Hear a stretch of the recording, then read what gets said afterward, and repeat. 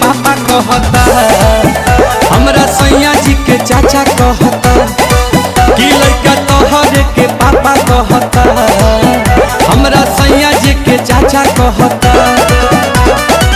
ओही दिन से खोजता ते रोवता चिल्ला के, ओही दिन से खोजता ते रोवता चिल्ला के।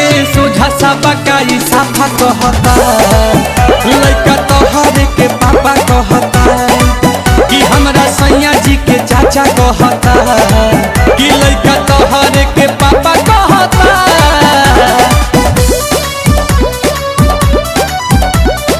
Music by Priyanshu Singh.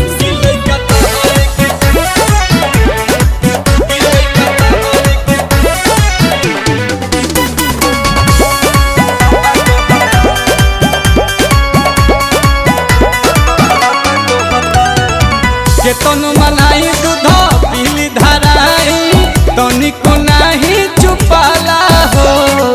सासु ननद गोतिन देवर के छोड़ सैया के कोहरा न जाला हो। केतन मलाई दूध पीली धराई तनिको नाही चुपाला हो। सासु ननद गोतिन देवर के छोड़ सैयों के कोरा न जाला हो। रही जात मन हमर भीतरे लजा के, अपने देरी में कातू गइला सिखा के।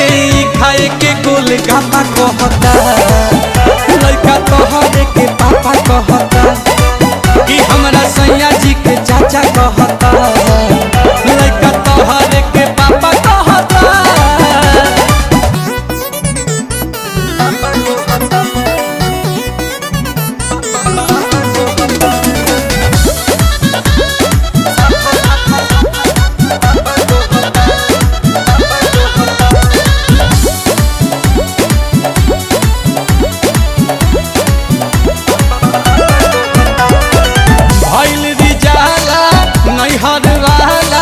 लागता कि भेद खोलवाई हो।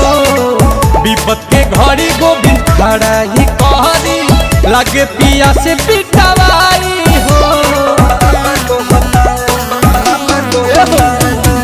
भइल रिजाला नैहर वाला, लागता भेद खोलवाई हो। विपत के घड़ी रोशन खड़ा ही कहरी, लगे पिया से पिटवाई हो।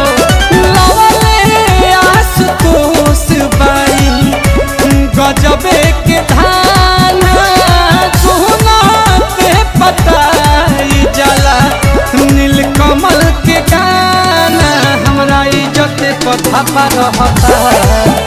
लड़का तोहरे के पापा कहता कि सोझा सा बकाई साफा कहता, लड़का तोहरे के पापा कहता। ओही दिन से खोजता ते रोवता चिल्ला के, ओही दिन से खोजता ते रोवता चिल्ला के। सोझा सा बकाई साफा कहता, लड़का तोहरे के पापा कहता कि हमरा सैया जी के चाचा कहता।